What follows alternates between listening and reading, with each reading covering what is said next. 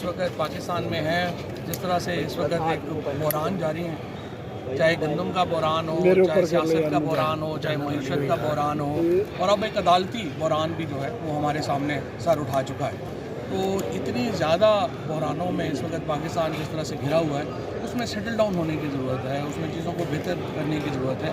لیکن میری نظر میں یہ جو پاکستان کا آئین ہے اس کی موجودگی میں ایک نئے کوئی چارٹر یا اس کی ضرورت نہیں ہے۔ پاکستان کا آئین کو انفورس ہونا چاہیے، اور ابھی تک پاکستان کا آئین ہمیں انفورس ہوتے ہوئے نظر نہیں آ رہا، چاہے وہ عدالتوں کی طرف سے ہو، چاہے الیکشن کمیشن کی طرف سے ہو، چاہے باقی اداروں کی طرف سے ہو۔ سو یہ سب سے اہم بات یہ ہے کہ پاکستان کے آئین کو انفورس کرنا ہے۔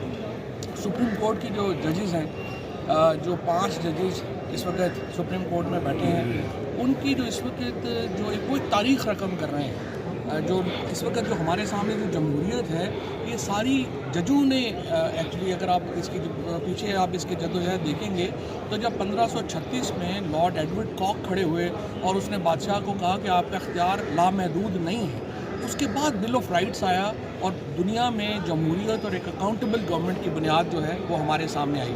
تو یہ ججز ہیں جو کہ سوسائٹیز کو ٹرانسفارم کرتے ہیں، اور آج سپریم کورٹ کے جو ججز ہیں، اسلام آباد ہائی کورٹ کے جو ججز ہیں، لاہور ہائی کورٹ کے ججز ہیں، بلوچستان اور خیبر پختونخوا کے ججز ہیں، یہ وہ کمیونٹی ہے جو ٹرانسفارم کر رہی ہے پاکستان کو۔ پاکستان میں ایک سوشل چینج آ چکی ہے۔ پاکستان میں جس طرح سے ووٹ پڑا ہے وہ آپ سب کے سامنے ہے۔ یہاں پہ کوئی کسی سے کوئی ڈیل نہیں کر سکتا۔ اگر آپ کہیں نا کہ عمران خان اسٹیبلشمنٹ سے ڈیل کر کے جو ہے وہ کر لیں گے تو وہ پھر عمران خان کو سخت نقصان ہو جائے گا، اس لیے ڈیل ممکن نہیں ہے۔ انگیجمنٹ ہونی چاہیے، ڈیل جو ہے وہ آؤٹ آف کوسچن ہے۔ کوئی بھی اگر عمران خان آج ڈیل کرتے ہیں اسٹیبلشمنٹ سے یا تو وہ تو شہباز شریف بن جائیں گے۔ آج آپ دیکھیں نا شہباز شریف کی کیا حیثیت ہے، لہٰذا ڈیل تو آؤٹ آف کوسچن ہے عمران خان کے لیے۔ اور جو بھی ہے پی ٹی آئی کے لوگ ہیں، میرا خیال ہے اس کو صحیح کنوے نہیں کر پا رہے۔ انگیجمنٹ ایک اور چیز ہے اور ڈیل ایک اور چیز ہے۔ انگیجمنٹ سب سے ہونی چاہیے، اس میں کوئی اپنے ایجنڈے کے اوپر، وہ چاہے پی ایم ایل این ہے، چاہے وہ پیپلز پارٹی ہے، چاہے مولانا فضل الرحمان ہے، سب سے انگیجمنٹ ہونی چاہیے، اسٹیبلشمنٹ سے انگیجمنٹ ہونی چاہیے، ڈیل نہیں ہونی چاہیے۔ ڈیل ہم کر چکے ہیں، پاکستان کا آئین اس کی بنیاد فراہم کرتا ہے، اور اس وقت ساری نظریں پاکستان کے ججز کی طرف ہیں، چاہے وہ لوور کورٹس کے ججز ہیں، چاہے وہ ہائر کورٹس۔ اسٹیبلشمنٹ سے راہل گاندھی کے اوپر ہماری بات نہیں ہے۔ مجھے نہیں سمجھ آتا انڈیا میڈیا مجھے پتہ نہیں اس وقت کیوں جو ہے میں وہاں ساری ہیڈ لائنز میں ہوں۔ مجھے نہیں پتا تھا کہ میں انڈین الیکشنز کو اس طرح سے افیکٹ کر سکتا ہوں۔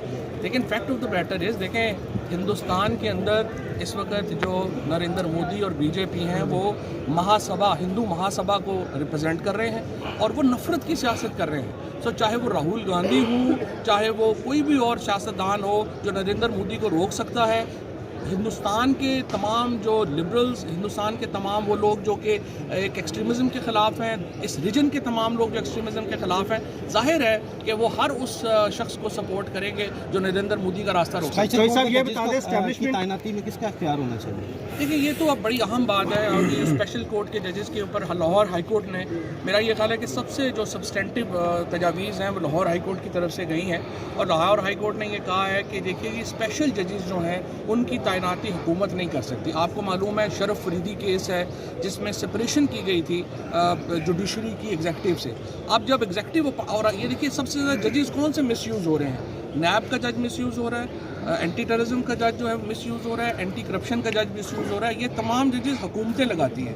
یہ شرف فریدی کیس کے خلاف ہے، آئین کے جو سپریشن پرنسپل ہے اس کے خلاف ہے، اور انشاءاللہ تعالیٰ اب میں تو یہ ریٹ پٹیشن بھی لے کے جا رہا ہوں کہ جو اسپیشل ججز ہیں ان کی اپوائنٹمنٹ جو ہے وہ حکومت نہیں کر سکتی، یہ متعلقہ چیف جسٹس۔ یہ بتا دیں کہ اسٹیبلشمنٹ سے کیا ان کو اپنے بھائی کے اوپر اعتماد نہیں ہے نواز شریف؟ میرا خیال ہے میاں صاحب جو ہے نا وہ اس وقت شہباز شریف صاحب جو ہے نا ان کو تو وہ جان ایلیا کا شعر یاد آتا ہے کہ اب نہیں کوئی بات خطرے کی، اب ہر کسی کو ہر کسی سے خطرہ ہے۔ تو شہباز شریف صاحب کو سب سے زیادہ خطرہ گھر والوں سے ہے، باہر والوں سے ہے، اور پھر ان سے ہے جو لے کے آئے ہیں۔ تو شہباز شریف صاحب تو بس ایسے ہی بیٹھے۔